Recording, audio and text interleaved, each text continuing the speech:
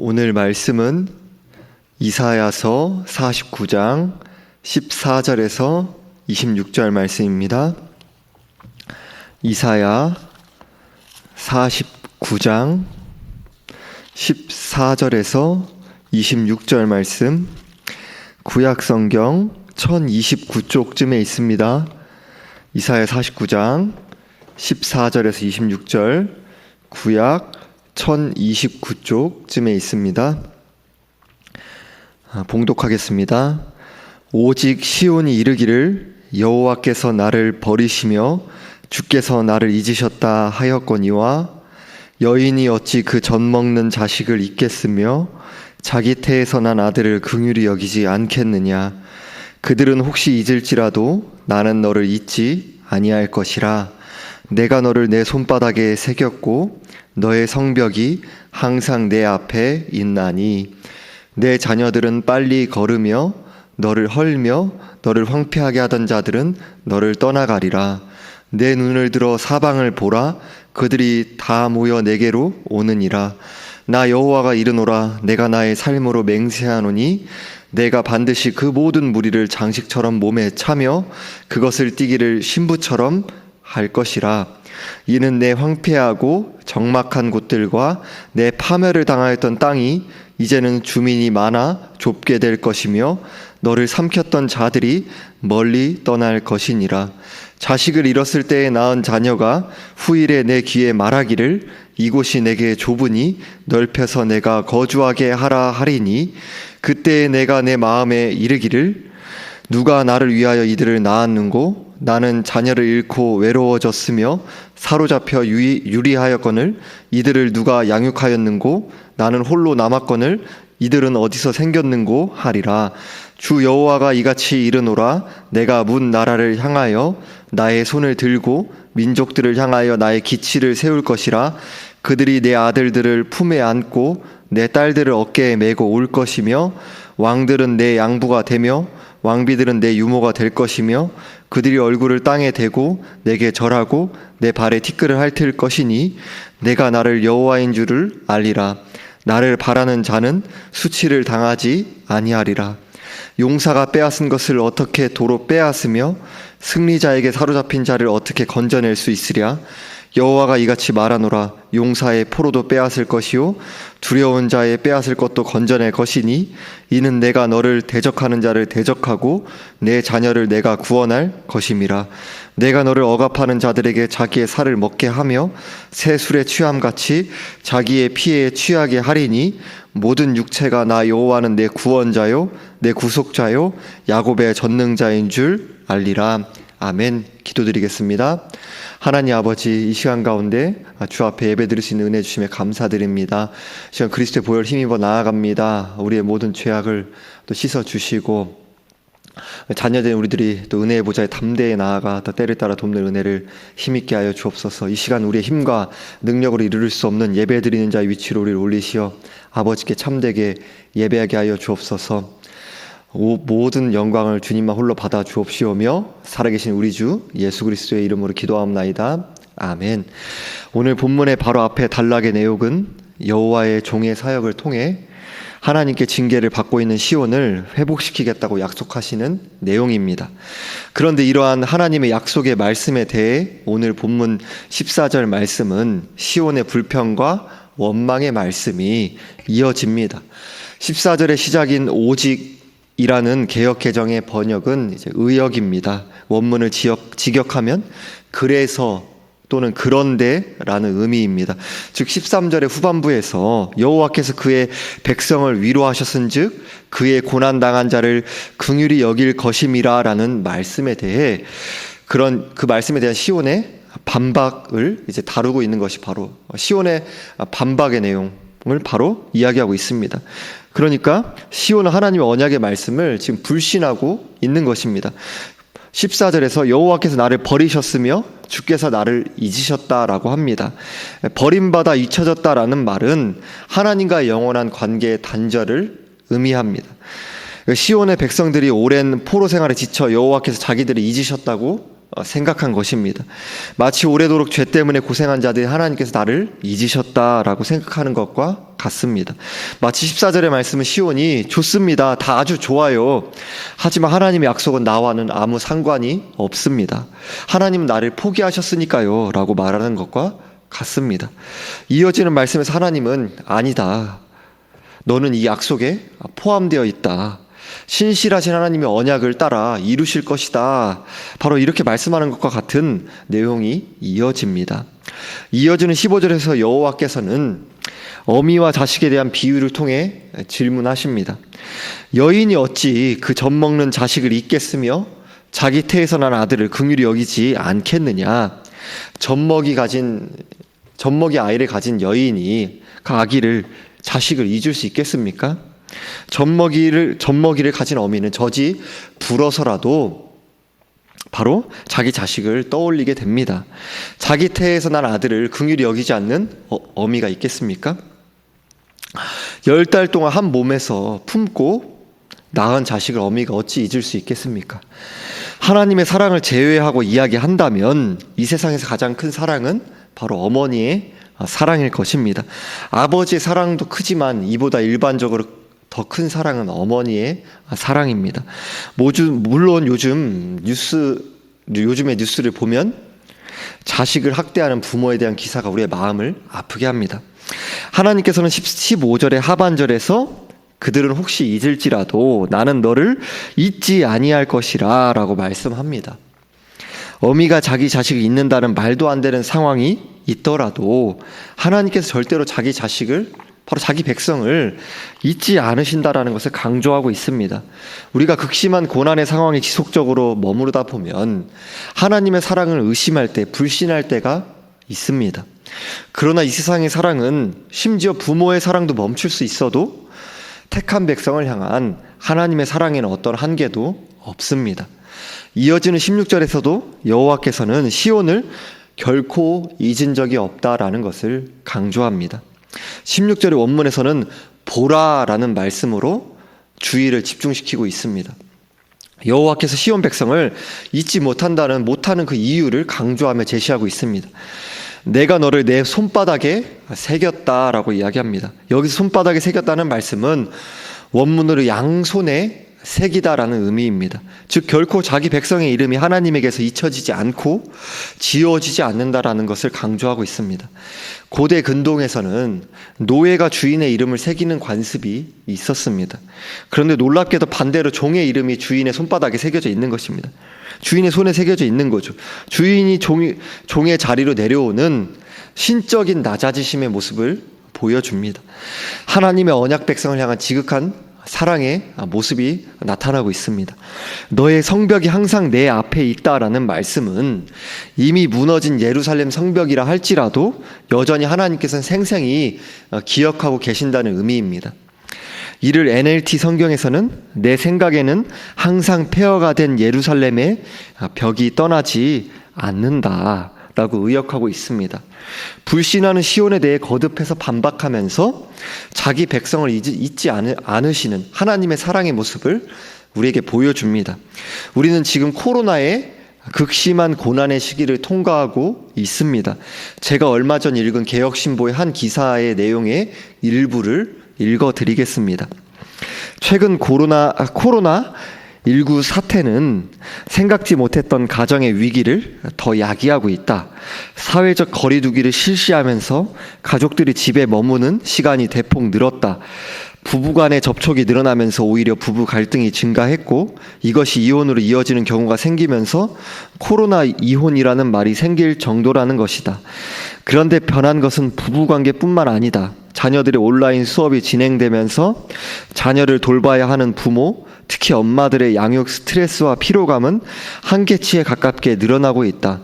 게다가 코로나19 사태의 장기화로 인한 경제적인 어려움이 가중되고 미래에 대한 불안과 압박이 심화되면서 소위 코로나 블루라는 우울감이 확산되고 있다. 이는 코로나19와 우울감이 합쳐진 신조어로, 그러니까 코로나19가 우울감 블루, 이 합쳐진 신조어로 가정에 머무는 시간이 늘면서 많은 가정에서 가족 간의 불화가 일어나고 아동 학대나 이혼이 늘어나는 현상을 빚고 있다. 청년들을 비롯하여 많은 사람들이 꿈과 희망을 잃어버리고 있다. 충격적인 사실은 우울증 증세로 고통을 받는 사람들이 100만이 넘는다는 것이다. 코로나와 이로부터 파생되는 여러 고난의 상황 속에서 비그리스도인뿐만 아니라 우리 그리스도인들도 무기력하고 우울감, 영적인 황폐함과 메마름과 같은 고통을 겪고 있습니다. 안타깝게도 이러한 고난의 반복과 지속되는 어려움 속에서 우리는 믿음이 흔들리고 하나님의 말씀을 신뢰하지 못하며 원망할 때가 얼마나 많이 있습니까? 이어지는 말씀에서 여호와께서는 시온을 회복하시리라는 약속의 말씀을 하십니다. 17절에서 내 자녀들은 빨리 걸으며 너를 헐며 너를 황폐하게 하던 자들은 너를 떠나가리라 라고 합니다. 헐며 황폐하게 하던이라는 말씀은 헐다와 황폐하게 하다라는 두 개의 동사로 이루어져 있습니다. 시온 백성이 바벨론 백성들의 침략으로 겪은 일이 얼마나 끔찍한 일이었는지를 보여줍니다. 낙심 가운데 우울해하는 부모가 모여든 자녀를 보고 새 힘을 얻는 것처럼 내 자녀들이 빨리 걸을 것이다 라고 합니다. 여기서 빨리 걷는다라는 말씀은 원문으로 서두른다, 바로 이 뜻입니다. 시온의 자녀들이 속히 귀환할 것을 가리킵니다. 18절 상반절에서도 내 눈을 들어 사방을 보라, 그들이 다 모여 내게로 오느니라 라고 합니다. 17절에 서두른다 라는 말씀과 18절의 상반절에 모여온다 라는 말씀은 예언적 완료형으로 쓰여 있습니다. 예언적 완료형이란 앞으로 일어날 일이 너무나 확실하여서 이미 일어난 것처럼 서술하는 방식을 가리킵니다. 하나님이 반드시 회복하신다는 겁니다. 시온 백성들이 바벨론 포로에서 빨리 나와서 예루살렘으로 모여들 것을 바로 묘사하고 있고, 또 다른 한편으로는 시온을 헐며 황폐하게 하던 침략자들은 시온 백성들을 떠나갈 것이다 라는 그런 의미입니다. 이어지는 18절의 중반절에서 나 여호와가 이르노라, 내가 나의 삶으로 맹세하노니 라고 말씀합니다. 여호와는 자신보다 더 큰 분이 없기 때문에 자신의 삶을 두고 맹세하신다라는 그런 의미입니다. 여호와께 나의 삶으로 맹세하신다라는 그런 의미는 자신의 생명을 걸고 맹세하신다라는 그런 의미입니다. 여호와께서 약속을 반드시 성취하실 것을 보여줍니다. 여호와께서는 내가 반드시 그 모든 무리를 장식처럼 몸에 차며 그것을 띠기를 신부처럼 할 것이라 라고 합니다. 오늘 설교의 전반부에 어미와 자식의 비유에 대한 말씀을 살펴보았다면 이번엔 신부의 이미지를 가져와서 말씀하고 있습니다. 마치 신부가 화려한 옷으로 자신을 단장하듯이 시온도 자녀들로 자신을 단장하게 될 것을 바로 말씀하고 있습니다. 또한 이어서 19절에서 이는 내 황폐하고 적막한 곳들과 내 파멸을 당하였던 땅이 이제는 주민이 많아 좁게 될 것이며 너를 삼켰던 자들이 멀리 떠나갈 것이다 라고 말씀합니다. 마치 가시와 엉겅퀴 외에는 아무것도 살지 않게 된 광활하고 텅 빈 황무지, 그토록 회파된 땅에 사람들이 몰려들어서 사람들이 거주할 공간들이 비좁아지게 된, 거주할 공간이 충분하지 못하게 된 그런 상황을 우리에게 보여줍니다. 그렇게 떠올리게 합니다. 이러한 시온의 회복된 수많은 자녀들에 대해 이어지는 20절에서 21절 말씀에서 생생하게 보여줍니다. 20절에서 자식을 잃었을 때에 낳은 자녀라는 말씀은 직역으로 내가 잃었던 아들들이라는 의미입니다. 바로 자녀를 사별한 것을 가리킵니다. 즉 그들이 시온 즉 어미에게 이곳이 내게 좁으니 넓혀서 살 수 있게 해주세요 라고 요청하고 있는 그런 상황입니다. 내가 지금 살 공간이 좁으니 넓혀 살게 해주세요. 사별한 자녀가 어떻게 이것을 요청할 수 있는가, 우리가 이런 의아한 마음이 듭니다. 하지만 이 말씀을 문자적으로 해석할 것이 아니라 시온이 자녀를 사별한 것과 같은 모든 것을 잃었다 한다 할지라도 하나님께서 모든 예상을 뒤엎고 언약 백성들을 이어가시겠다라는 그런 의미입니다. 이어지는 21절에서 시온이 수많은 자녀들로 깜짝 놀라는 모습을 보여줍니다. 즉 세 가지 질문으로 21절은 이루어져 있습니다. 첫 번째로 누가 나를 위하여 이들을 낳았는고, 두 번째로 이들은 누가 양육하였는고, 세 번째로 이들은 어디서 생겼는고 라는 그런 질문으로 구성되어 있습니다. 왜 이렇게 지금 묻고 있습니까? 바로 21절에서 나와 있는 것처럼 나는 자녀를 잃고 외로워졌으며 사로잡혀 유리하였다라고 합니다. 바로 시온의 상황이 이런 것입니다. 또한 나는 홀로 남았다라고 합니다. 이런 시온의 무능력한 상황이 나타나 있습니다. 이런 상황 속에서 시온의 수많은 자녀들이 회복된 것입니다. 즉 시온의 회복이 자신의 능력이 아니라 여호와의 능력, 전적인 여호와의 능력으로, 여호와의 은혜로 이루어졌다는 사실을 강조하고 있습니다. 아브라함의 아내 사라 때부터 계속해서 성경 전체를 관통하고 있는 주제입니다. 우리 자신은 불임이고 가족과 사별했으며 우리 자신에게 물리적 생명을 줄 수 없다. 우리 전적으로 무능력하다라는 것과 마찬가지로 우리는 풍성하고 영원한 생명을 우리의 힘으로 가져다 줄 수 없는 존재입니다. 이런 풍성하고 영원한 생명이 우리의 것이 된다면 그것은 하나님의 풍성하심과 은혜에서 비롯된 것이 아니면 소망이 없는 것입니다. 전적인 하나님의 은혜를 보여줍니다. 우리가 살펴보고 있는 시온의 회복에 관한 말씀은 가깝게는 페르시아의 고레스 왕 때 유다 백성들의 귀환을 가리킵니다. 그리고 더 나아가 이 말씀은 신약시대 열방의 수많은 택한 백성들이 그리스도를 믿음으로 구원을 받고 교회로 모여들 것을 가리키죠. 그러나 더 나아가선 새하늘과 새 땅에서 온 천하만국 택한 백성들이 그 구원이 바로 열방 가운데 수많은 영혼들이 나와서 하나님을 찬양하고 경배하게 될 것을 가리킵니다. 이어지는 22절에 23절 말씀에서 여호와께서는 시온을 영화롭게 하리라는 약속을 하십니다. 바로 22절과 23절의 말씀에서는 하나님의 절대 주권이 극명하게 드러납니다. 주 여호와께서 내가 문나라를 향하여서 손을 들었다라고 합니다. 이스라엘 백성들 출애굽을 할 때 여호와께서 능력의 팔을 드셨죠. 새 출애굽을 가리키는 시온의 회복에 관한 말씀에 여호와께서 다시 능력의 팔을 드신 바로 그런 모습을 보여줍니다. 또한 민족들을 향하여 나의 기치를 세울 것이다 라고 합니다. 기치란 전쟁 깃발을 가리킵니다. 시온의 자녀들을 돌려보내라고 여호와께서 신호를 보내고 계십니다. 이사야서에서 여호와는 전쟁의 사령관으로서 열국을 지휘하시는 그런 모습을 보여줍니다. 여호와가 신호를 보내면 열국이 달려와서 마치 일렬로 바로 그렇게 도열을 하듯이 한 줄로 도열하는 그런 이미지를 떠올리게 합니다. 여호와께서 깃발을 드신 결과 이방 민족들이 시온의 아들들을 품에 안고 딸들을 어깨에 메고 올 것이라고 합니다. 채찍을 맞으며 수치스러운 모습으로 바벨론의 포로로 끌려갔던 모습과 대조되는 그런 이미지를 우리에게 보여주고 있습니다. 이어지는 23절에서는 왕들은 내 양부가 되며 왕비들은 내 유모가 될 것이다 라고 말씀합니다. 그들이 얼굴을 땅에 대고 내게 절하고 내 발에 티끌을 핥을 것이다 라고 말씀합니다. 땅에 강한 자들이 시온의 백성들의 자녀들의 보모 역할을 하며 마치 황후 앞에서 지극히 낮추는 모습과 같이 엎드리는 바로 영화롭게 된 시온의 모습을 보여줍니다. 여호와께서 시온을 영화롭게 하신 목적은 무엇입니까? 이어지는 23절의 하반절에서 내가 나를 여호와인 줄을 알리라 라고 말씀합니다. 자기 백성에게 여호와만이 오직 유일하신 하나님이시며 유일한 구원자이신 것을 알도록 하시기 위해서입니다. 그리고 나를 바라는 자는 수치를 당하지 아니하리라 라고 말씀합니다. 이사야서에서 바란다라는 말씀은 믿음을 나타내는 바로 핵심 단어입니다. 핵심 키워드인 것이죠. 즉 여호와를 바라는 것은 하나님께서 우리의 시간과 방법에 따라 일하시지는 않으시지만 분명히 행동하신다라는 것을 아는 것입니다. 또한 내가 나 자신을 위해 어떤 일을 성취한다 하더라도 하나님의 방법으로 이룬 것이 아니라면 먼지와 재에 불과하다라는 것을 아는 것입니다.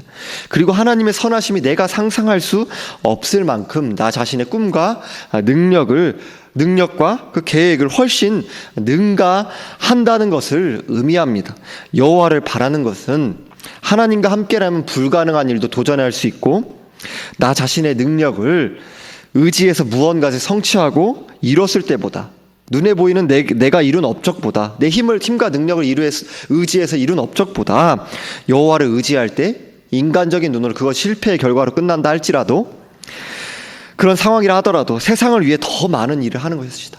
바로 내가 내 힘과 능력으로 눈에 보이는 가시적인 어떤 성과를 더 이룬 것보다 그것은 다 내가 하나님의 방법으로 한 것이 아니라 헛것이고, 여호와를 의지하여 하나님의 방법으로 이룬 것은 눈에 보이는 결과 인간적인 눈으로 실패로 끝나는 것처럼 보인다 하더라도 세상을 위해서 실제로는 더 많은 일을 하는 것이다라는 것을 아는 것입니다. 우리는 우리의 통제를 벗어나는 일들을 두려워합니다. 하나님 우리에게 내가 너와 함께 있음을 믿고 내 방식대로 일을 하겠느냐 라는 그런 우리에 대한 믿음의 요구에, 하나님의 믿음의 요구에 우리는 안 됩니다라는 불신의 반응으로, 바로 그렇게 불신의 반응으로 임할 때가 많습니다. 바로 불신의 반응과 함께 나의 방법과 계획을 따라 고집하며 말씀을 벗어나 살아갈 때가 많이 있습니다. 그 결과 우리는 시온처럼 우리의 모든 소망이 황폐해지는 것을 경험합니다. 우리가 다 모두 이런 경험이 있죠. 그러나 그 모든 고난의 터널을 통과하면서 우리는 하나님이 우리와 함께 하신다라는 그 진리, 또한 하나님의 절대 주권에 대해서 절절하게 배우게 됩니다. 우리가 겪는 파멸의 절망 속에서 하나님 우리가 결코 감히 소망할 수도 없던, 바로 꿈꿀 수도 없던 새로운 생명을 돌무더기 가운데서 끌어내시며 자신의 살아계심을 증거하십니다. 그리고 우리의 세상적인 소망들이 오직 하나님께로 향하도록 고난 중의 징계를 통해서 연단하십니다. 우리는 이 모든 과정을 통해 여호와를 바라는 자는 수치를 당하지 않는다는 진리를 깨닫게 됩니다. 이어진 24절에서 26절의 말씀을 통해 여호와께서는 시온의 회복이 확실하다라는 바로 그런 진리를 말씀하십니다. 24절에서 불가능해 보이는 상황에 대해서 바로 그런 질문이 이어집니다. 용사가 빼앗은 것을 어떻게 도로 빼앗으며 승리자에게 사로잡힌 것을 어떻게 건져낼 수 있느냐라고 묻습니다. 불가능하다라는 것입니다.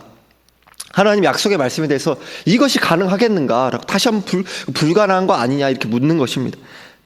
바로 이렇게 묻는 이유는 그 강력한 반전을 위해서인 것입니다. 계속되는 하나님 약속의 말씀인데 여호와께서 열방을 분쇄하고 약속을 말씀을 이루실 힘이 있으신 분이신가라고 묻는 것입니다.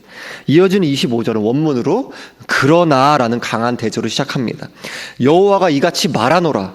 용사의 포로도 빼앗을 것이요 두려운 자의 빼앗을 것도 건져낼 것이니 이는 내가 너를 대적하는 자를 대적하고 내 자녀를 내가 구원할 것임이라 라고 말씀합니다. 25절에서 하나님은 자신을 강한 용사로 나타내십니다. 강한 용사이신 여호와께서는 용사에게서도 승리자에게서도 언약 백성을 대적하는, 그들이 언약 백성을 대적하는 한 그들을 대적하고 시온의 자녀들을 내가 구원할 것이다 라고 말씀합니다. 내가 구원할 것입니다. 바로 내가 하나님께서 하실 것이다 라고 강조하면서 확실하게 자기 백성에 대한 구원이 이루어질 것을 말씀하고 있습니다. 이는 우리의 인간에게 불가능한 일도 하나님께는 가능하다라는 것을 다시 한번 우리에게 깨닫게 합니다. 우리들이 수많은 성경의 말씀을 들어왔지만 어려움이 닥치면 불신하고 불평하고 원망하며 낙심에 머물며 살아갈 때가 얼마나 많이 있습니까? 여러분의 불신과 낙심의 자리에서 우리를 포기하지 않으시는 하나님을 다시 의지하시기 바랍니다. 지금의 상황을 넘어 하나님의 회복하심을 기대하시기 바랍니다. 이것은 헛된 망상이나 근거 없는 소망이 아닙니다. 언약의 하나님, 바로 그분이 약속하신 것입니다. 이어진 22절, 26절의 말씀에서는 시온의 회복의 결과를 보여줍니다. 내가 너를 억압하는 자들에게 자기의 살을 먹게 하며 새 술에 취함같이 자기의 피에 취하게 하리니라고 말씀합니다. 마치 포위 공격을 당하고 있는 성내에서 굶어 죽지 않기 위해 마지막 수단으로 인육을 먹는 것 같은 그런 끔찍한 상황에 대한 묘사를 가져와서 사용하고 있습니다. 이 말씀은 여호와의 길에 저항하고 여호와의 백성을 계속해서 대적하는 자들도 앞으로 존재한다. 주님 다시 오셔서 그들에 대한 확실한 그런 심판이 이루어지기 전까지는 그들이 존재한다라는 것을 보여줍니다. 하지만 결국 여호와의 길을 거부하고서 자신의 길을 선택해서 가는 자들은 결국엔 자멸하게 된다라는 사실을 우리에게 보여줍니다. 하나님의 공의 때문입니다. 그 결과 모든 육체가 나 여호와는 내 구원자요 내 구속자요 야곱의 전능자인 줄 알리라 라고 말씀합니다. 바로 하나님만이 유일하신 하나님으로 유일한 구주이신 것을 알게 되는 성경의 핵심의 내용. 우리 주님이 바로 우리를 구원하기 이 땅에 오셨지만 결국 그 모든 것이 궁극적으로 하나님의 영광을 위한 것 아닙니까? 주님 다시 오시는 것도 성경의 그 모든 주제도 결국에 하나님의 영광, 나 여호와만이 유일한 하나님인 줄 내가 알리라, 나만이 유일한 구원자이다라는 것, 그것이 바로 성경의 가장 핵심된 주제 여호와의 영광, 그것을 보여줍니다. 본문의 마지막에 승리의 내용은 예수 그리스도께서 십자가와 부활을 통해 죄와 사망의 권세를 깨트리고 이루신 승리를 가리킵니다. 놀라운 사실은 하나님께서 언약 백성을 대적하는 자들의 대적이 되겠다라는 바로 말씀을 하나님의 아들이신 예수 그리스도께 적용하셨다는 그 놀라운 진리를 우리에게 보여줍니다. 즉 우리가 받아야 하는 하나님의 진노와 저주를 예수 그리스도께서 십자가에서 다 받으시고 죽으심으로 하나님 아버지께서 예수 그리스도를 대적 삼으신, 바로 우리의 구원을 예수 그리스도 십자가에서 하나님의 그 대적, 예수 그리스도를 하나님 아버지께서 예수를 대적 삼으셔서 택한 백성인 우리들을 하나님의 자녀로 삼으신, 바로 우리 믿기지 않는 그 놀라운 은혜를 보여주고 있습니다. 그리고 그 은혜로 구원의 시온이 가리키는 신약의 교회로 어마어마한 택한 하나님의 백성들이 모여드는 언약을 성취하실 그런 진리, 바로 주님께서 그것을 성취하셨죠. 그리고 온전히 마침내 새하늘과 새 땅에서 주님 다시 오실 때 바로 새하늘과 새 땅을 온전히 이루시고 바로 그 언약의 말씀 온전히 성취하실 것입니다. 바로 그 진리를 오늘 본문 말씀은 바로 우리에게 가르쳐주고 있고 보여주고 있습니다. 자기 자녀를 향한 하나님의 끊어지지 않는 사랑, 하나님 손바닥에 우리가 새겨졌다는 그 놀라운 은혜를 바로 기억하시기 바랍니다. 우리가 하나님의 언약의 계획에 포함되어 있고 바로 그런 놀라운 진리를 의지하면서 기억하면서 그 은혜에 감사 감격한 마음으로 오직 하나님께 소망을 두는 성도님들이 되시기를 주님의 이름으로 축원드립니다. 기도하겠습니다. 하나님 아버지, 우리와 같이 무가치하고 무능하고 하나님 대적하며 살아가며 그로 인하여서 지옥에 버림받아 마땅한 우리를 전적인 은혜로 구원하시고 하나님의 자녀 삼아 주셨음에도 불구하고 끊임없이 이 세상을 따라서 타협하며 그렇게 넘어지며 그렇게 죄악의 길을 따라서 살아가는 우리 연약한 인생들, 그 죄악한 인생들을 포기하지 않으시고 끊어지지 않는 사랑으로 연단하시고 또 징계하셔서 그 그리스도의 그 장성한 분량으로 빚어가시는 그 놀라우신 은혜에 감사와 영광을 돌려드립니다. 우리 인생의 그 모든 과정을 통하여서 우리 인생이 세상을 따라 소망하였던 것이 얼마나 헛되며 결국 하나님밖에 소망이 없고 오직 주를 의지하는 길, 바로 주를 의지하는 자는, 주를 피난처로 삼는 자를, 여호와를 바라는 자는 결코 수치를 당하지 않는다라는 그 진리를 절절하게 우리 인생의 전 과정을 통해서 깨우쳐 주시고 우리를 하나님의 그 자녀로서 부르신 주님께서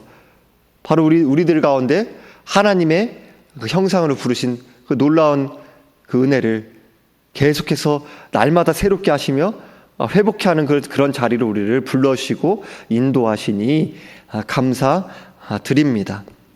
우리들이 그 은혜에 감사하고 감격하여서 다시금 이 코로나의 어려운 시기, 참으로 사방이 막혀있는 것 같은 낙담되는 그런 상황, 고난의 연속, 고난의 터널을 지나고 있는 이런 상황 가운데서 오직 주님으로 소망을 얻고 오직 주님의 그 계획 안에서 결코 끊어지지 않고 변하지 않는 어느 누구도 막을 수 없는 하나님의 계획 안에 우리들이 포함되어 있다라는 그 놀라운 견고한 그 진리에 굳게 서서 소망을 얻고 새 힘을 얻고 하나님의 자녀로 말씀을 따라 살아내며 우리의 믿음 있음을 주 앞에 보이며 주의 몸된 교회를 충성되게 섬겨나가며 하나님 나라를 일상 가운데서 증거하며 살아갈 수 있도록 은혜 베풀어 주옵소서. 감사드리며 우리 주 예수 그리스도의 이름으로 기도하옵나이다. 아멘.